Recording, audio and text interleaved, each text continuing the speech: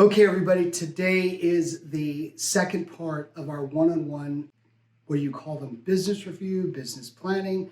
I like to call them my one-on-one with my teammates. And like every manager leader, I've been emphasizing the philosophy of individualize your leadership and management of your teammates. Why? Well, it serves a couple purposes. One, you want to go deeper in your relationships, and building deeper relationships with your coworkers only creates trust and influence. And with trust and influence, you can move mountains. You can achieve business goals as a whole, as a team, that you've never thought possible.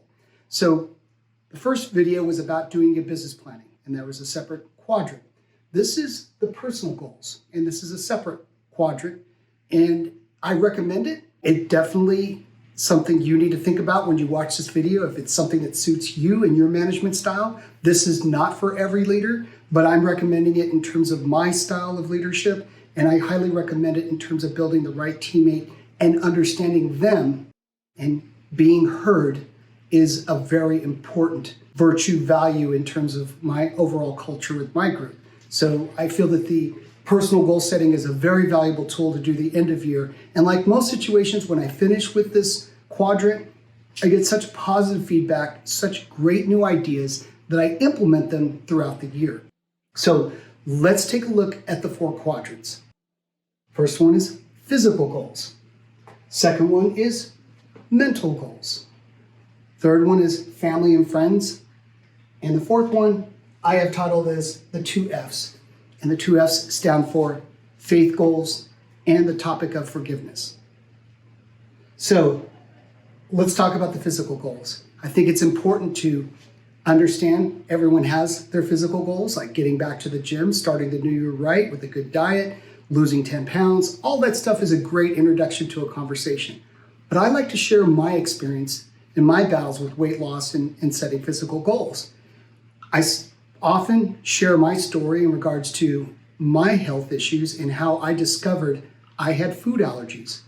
And by not taking a food allergy test, no way was I going to lose the 5 to 10 pounds that I had set the goal for. So I share that story with my teammates and explaining you should get your annual physical, get your blood work done, have the panels tested. But more importantly is I threw out the idea of, have you been tested for a food allergy? Because our bodies change every year. We develop food allergies from the foods that we're eating. And those food allergies can cause inflammation, bloating, all negative things to your body.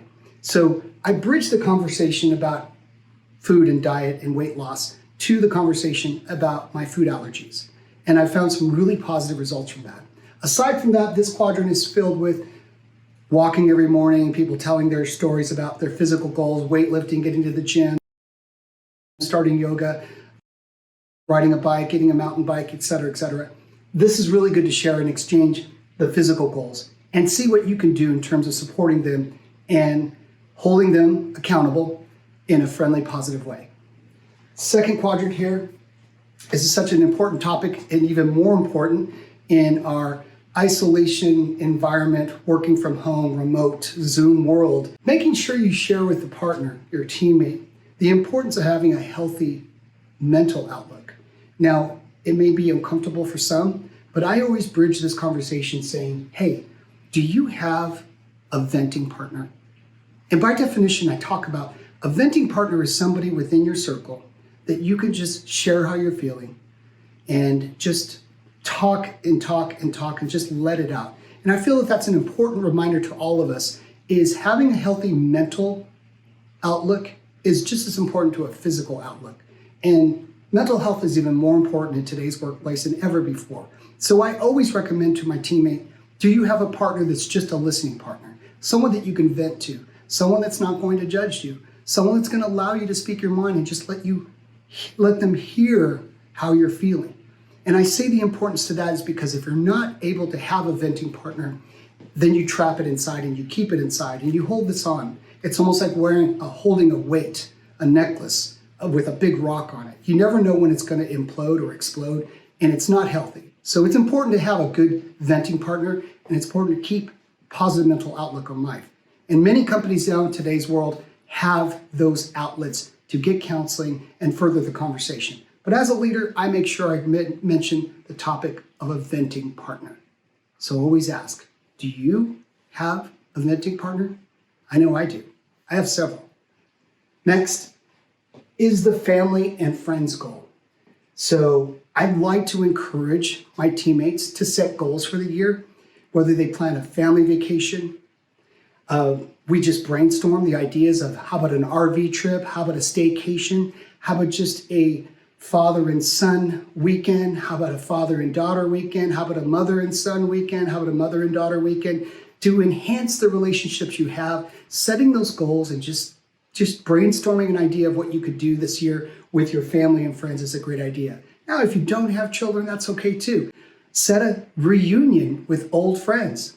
Set a goal to go out with your significant other and meet other friends from the past and get some kind of trip aligned where you all meet somewhere and do the same things that a family would do. Do an RV trip, do a camping trip, set a goal, a hiking trip. These are all things that I want the person to think about their family and friends and extended family, extended friends, getting back together in the importance of human connection. And I say that because we're so connected to our phones and our laptops and the internet that just the simplicity of taking a trip, a road trip, a train trip, traveling to go visit someone, getting some old relationships renewed. That's where this family and friends quadrant comes from. And it's really good to explain as well as explore the conversation with your teammate about setting those goals to reconnect with friends and family. Now, the fourth one, it's optional. Because I say it's optional because that's an area in life where maybe someone doesn't want to talk about it. And they don't want to talk about their faith. They may or may not have faith. But I bring up the other F in my one-on-ones for a purpose. And I say the forgiveness topic is a very important topic to bring up to somebody. And I talk about it in terms of my own life and my own experience, that I explain that in life, we all have either hurt somebody or been hurt by somebody. And that exchange has left a lifelong impression in how we see the world and how we treat other people.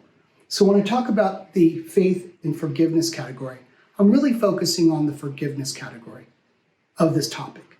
I really want to focus on forgiveness and explain to that teammate that for most of us, we like to say we forgive, but we also like to say we forgive, but we don't forget.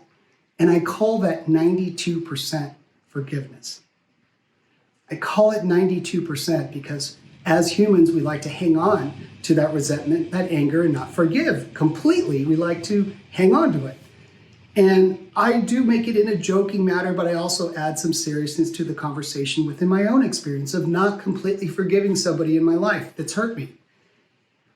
Now, the lesson behind that is to explain to them, what would life be like for you if you got from 92% forgiveness to get that other 8% done and be completely forgiving of that person?